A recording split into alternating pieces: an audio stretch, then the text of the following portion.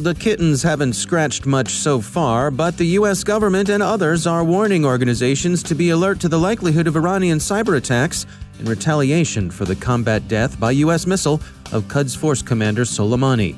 Fancy Bear is the usual suspect in the case of the Austrian Foreign Ministry hack. Patch your Pulse Secure VPN servers if you got them. ToTok is back in the Play Store, and there's an executive who turned out to be an insider threat.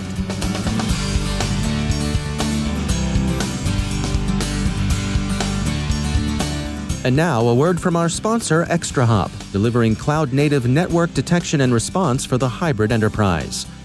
The cloud helps your organization move fast, but hybrid isn't easy. Most cloud security failures will fall on customers, not service providers. Now that network detection and response is available in the public cloud, it's finally possible to close the visibility gaps inside your network. ExtraHop Reveal X Cloud brings cloud-native network detection and response to AWS, helping security teams spot, contain, and respond to threats that have already breached the perimeter. Request your 30-day free trial of Reveal X Cloud today at extrahop.com/trial. That's extrahop.com/trial. And we thank ExtraHop for sponsoring our show.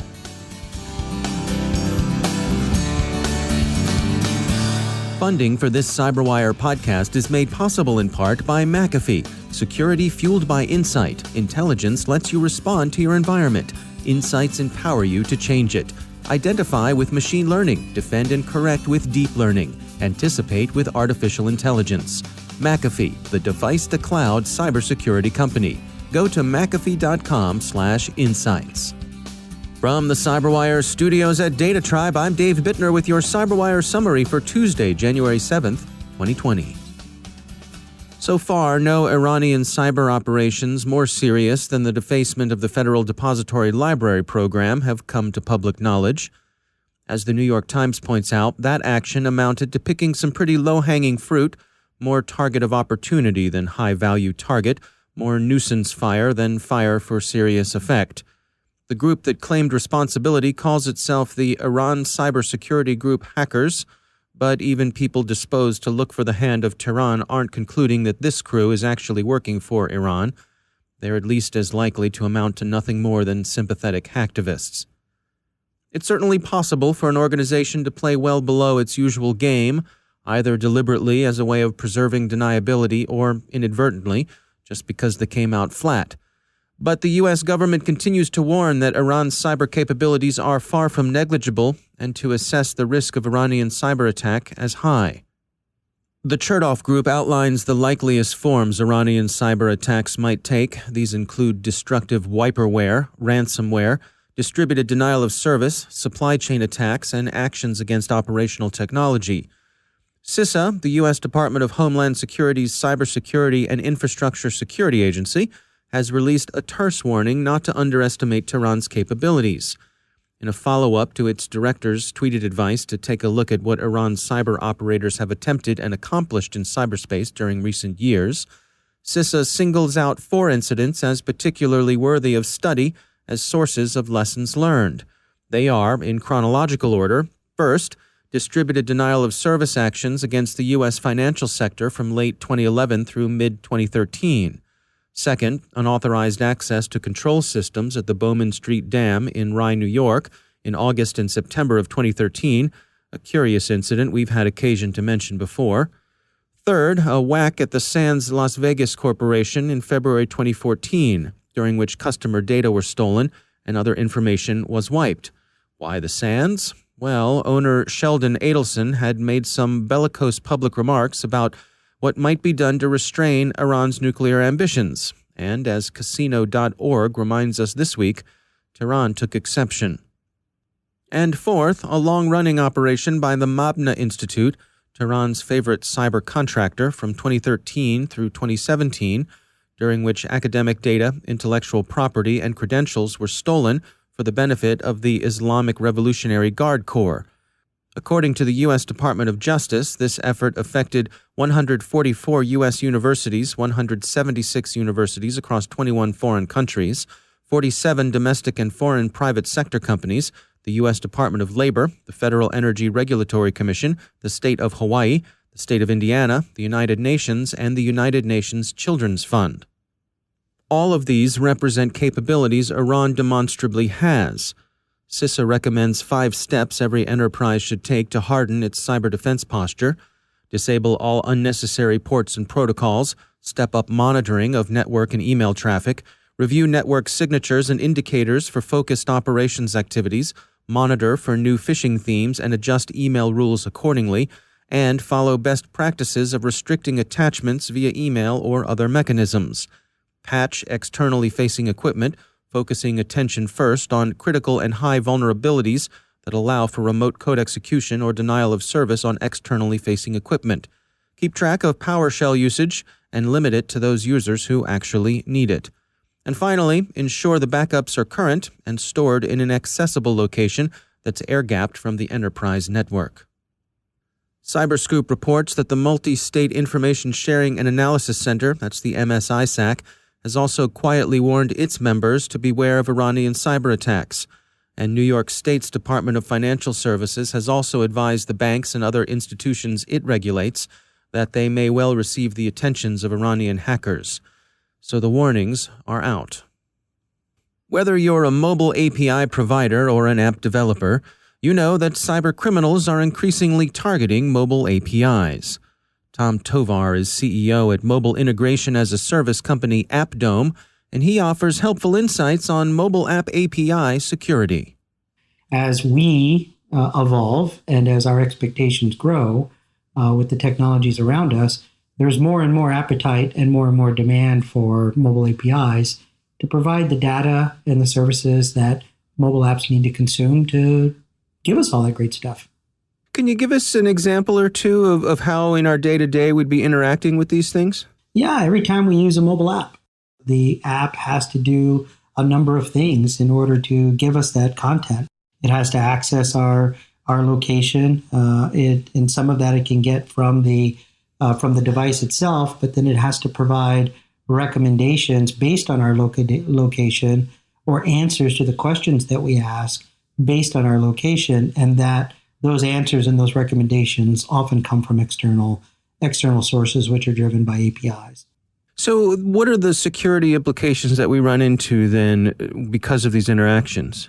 Yeah, well, there are a lot of things, actually. So if you can imagine an application on your phone and a set of systems out in the cloud, as it were, and it could be dozens, it could be hundreds of systems within a single mobile application, and the one mobile app is accessing all of those, one can imagine that there's a lot of information going to and fro between the mobile app and those systems about us, about our purchases, about our preferences, about our whereabouts. And that information is useful, obviously, to us as consumers, but it's also useful to the bad guys who want to use that for nefarious purposes. Yeah, I can't help thinking of from my own life in the past. Growing up, that you had on electronic devices, you had things like your UL listing. That this device has been certified to meet a certain set of standards. It's been tested. Is there anything like that in the works where you can put a badge on something that says that there's been agreed upon standards and there's a certain level of security in this interaction that everyone has agreed to and met? Yeah, well, I mean, the OWASP top 10 are great benchmarks. The OWASP top 10 for mobile app security and the OWASP top 10 for API security kind of go hand in hand. And any security professional will tell you that a proper security model is always a layered security model. We always advocate defense in depth. You'll hear security professionals talk all the time about how there's not a silver bullet. There's not one thing you can do, that you've got to do a lot of things right in order to create a proper security model. So I think the reality of it is there are best practices out in the world that, API providers and mobile developers can follow. And if you'd like, I can kind of share with your listeners kind of what those things are. Yeah, let's go through a few of them. What are some of the suggestions that you have? Yeah. So at a minimum, what you need to do is fundamentally 4 things. You need to secure the access mechanisms between the app and the API. So all of the keys, the secrets, the URLs, etc., that the app uses to access the relevant API need to be encrypted, need to be protected within the application itself. You need to also protect the payload, i.e., the data that the API delivers to the app. And in a lot of cases, that data could be customer banking information. It could be account balances. It could be all kinds of information that the API delivers. So you need to protect that application data, that API data within the mobile app itself, again, either through encryption or other mechanisms. Encryption would be the preferred. The third thing that you need to do is you need to make sure that the mobile app itself cannot be unpacked or hacked using dynamic or static analysis. So, usually what we recommend are things like anti-tampering, anti-reversing methodologies, or code obfuscation would be the fourth mechanism, to basically obfuscate the entire code base so that the hacker can't know, where to attack and get at that information. These are the four methods that really comprise the golden rules of API security within mobile apps. And as long as developers follow these rules, APIs should be protected within mobile apps.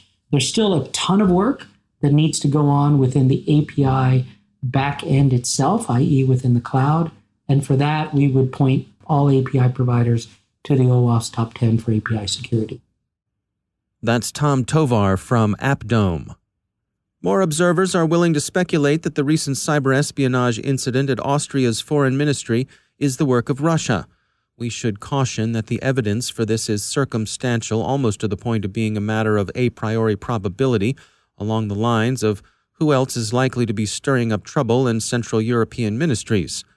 But the word on the street, as summarized by InfoSecurity magazine, is that it looks like the work of Fancy Bear. Researcher Kevin Beaumont warns that R-Evil ransomware, also known as Sodinokibi, is exploiting unpatched Pulse Secure VPN servers as it prospects larger enterprises. The lesson is a familiar one. For heaven's sake, patch. Vice reports that Google has restored the widely mistrusted ToTok app, thought to be an Emirati surveillance tool, to the Play Store. ToTok has denied allegations that it amounts to spyware and denies any connection to Dark Matter, a company widely believed to work for UAE security services. Finally, executives can be insider threats too. The U.S. Department of Justice has announced that one Hisham Kabez, formerly a senior manager working for Manhattan for a global internet company, copped a guilty plea Friday in which he admitted to one count of wire fraud before a U.S. magistrate judge Stuart D. Aaron. The Justice Department primly refers to Mr. Kabaj's former employer only as Company One, but Bleeping Computer identifies it as Rakuten Marketing. Within 4 months of joining Rakuten, Mr. Kabaj began sending himself bogus invoices on behalf of a shell company, Interactive Systems, requesting payment for firewalls and various other services, none of which were apparently delivered. He sent some 52 invoices between August 2015 and April 2019. The money Rakuten paid went quickly from Interactive Systems to Mr. Kabaj's personal bank account. How did they catch him? At least some of the invoices were submitted as Word documents, and IRS investigators noticed that their metadata showed Mr. Kabaj as the author. This raised some obvious red flags. So, hey, you can learn a thing or two from looking at the metadata. He'll be sentenced shortly by the U.S. District Court for the Southern District of New York, and he could receive up to 20 years as a special guest of Club Fed. Mr. Kabaj's LinkedIn profile says that one of the things he does is transform business processes and streamline them with technology solutions that deliver rapid ROI. That's one way of looking at it.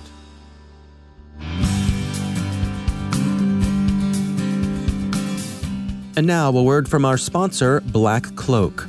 Do you worry about your executives' personal computers being hacked? How about their home network, with all those IoT goodies they got over the holiday? Or credential stuffing attacks because of their password reuse? Executives and their families are targets, but unlike the corporate network, they have no cybersecurity team to back them up.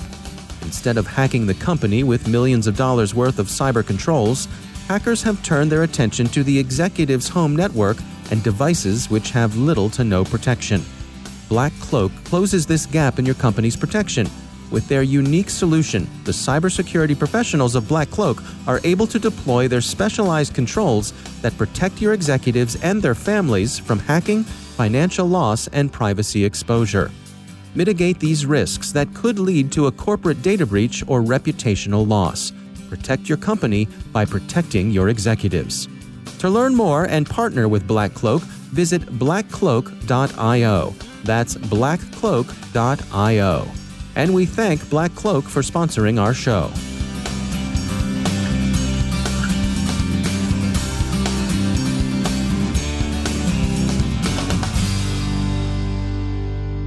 And I'm pleased to be joined once again by Robert M. Lee. He is the CEO at Dragos. Rob, it is a new year here, and I thought it'd be a good opportunity for you and I to take a look back at 2019. Some of the things that caught your attention that were on your radar. How was 2019 from your point of view? Yeah, I always love these, like, look at 2019 in review or whatever else, and they're always like, cyber attacks are bad and people are good, and it's always like so high level. So I like to have a little bit more metrics with them, and we've been hard at work on the Dragos year in review as it relates to industrial control. These are things we just put out the community that talks about what were the actual, vulnerabilities and everything else, right? And so, as we were starting to compile these and actually have an answer here in the new year, I think one of the things that stands out to me with regards to the industrial control system community, and then I'll talk about the enterprise and IT community, but the industrial control system community is, I think we've reached a critical turning point, or inflection point, I should say, in the industrial control system community, where there's an executive level awareness that this is going to require an actual strategy for industrial security that's different than the enterprise. And why I say that is 2018, I did a lot of board presentations at these companies. It was very endearing and it was exciting to see them having these conversations. But I probably did, 15 to 20 of them. And this past year, have started to see all of the board members that talk to board members who should spread and network and similar. I'm seeing the CSOs have the same kind of talking points. I'm seeing an executive level buy-in. We've always had kind of this practitioner level awareness, but executive level buy-in that this is something that needs to be done and can be done. I would like to think that 2019 is going to be that inflection point of the buy-in. Not necessarily we've got everything figured out, but actually in the industrial control systems community writ large, especially in electric, oil and gas, and some subsectors of manufacturing. And actually, I'm starting to see it in rail now a little bit as well. But we're starting to really see a better community-wide understanding. And so I think we'll move past, kind of my 2020 predictions, if you will, which I hate predictions, but move past the let's do the standard and framework and checklist and moving towards let's think about this critically. Now, is every company going to get it right? Of course not. But I think as a community, we're starting to see that awareness.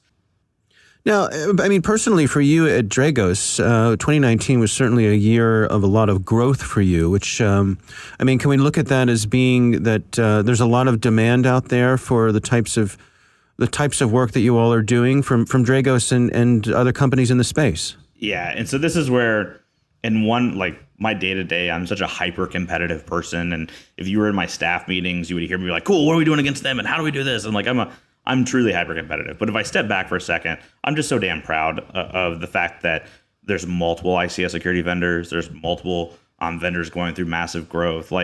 It's just a good thing. So to your point, that the demand is there, the market is moving, which means the community is growing, which means work is getting done. And even though there's different views on what work needs to get done, those will relate to lessons learned to figure out whose views are better accurate for different environments. And I think we're going to get in a much better place for it. And yeah, for us, we still do 300% growth every year. I have over 170 employees now. And this time last year, I think it was at 60 or something.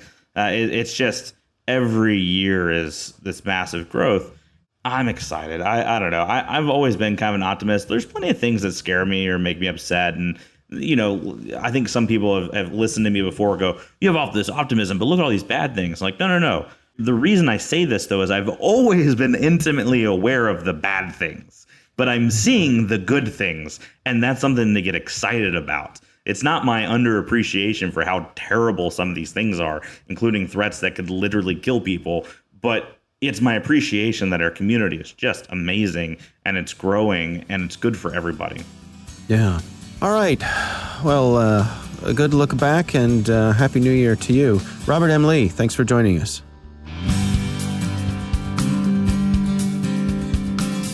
And that's the CyberWire. For links to all of today's stories, check out our daily news brief at thecyberwire.com. Thanks to all of our sponsors for making the CyberWire possible, especially our supporting sponsor, Observit, the leading insider threat management platform. You can learn more at observit.com. The CyberWire podcast is proudly produced in Maryland out of the startup studios of Data Tribe, where they're co-building the next generation of cybersecurity teams and technologies. Our amazing CyberWire team is Elliot Peltzman, Haru Prakash, Stefan Vaziri, Kelsey Bond, Tim Nodar, Joe Kerrigan, Carol Terrio, Ben Yellen, Nick Valecki, Bennett Moe, Chris Russell, John Petrick, Jennifer Iben, Peter Kilpie, and I'm Dave Bittner. Thanks for listening.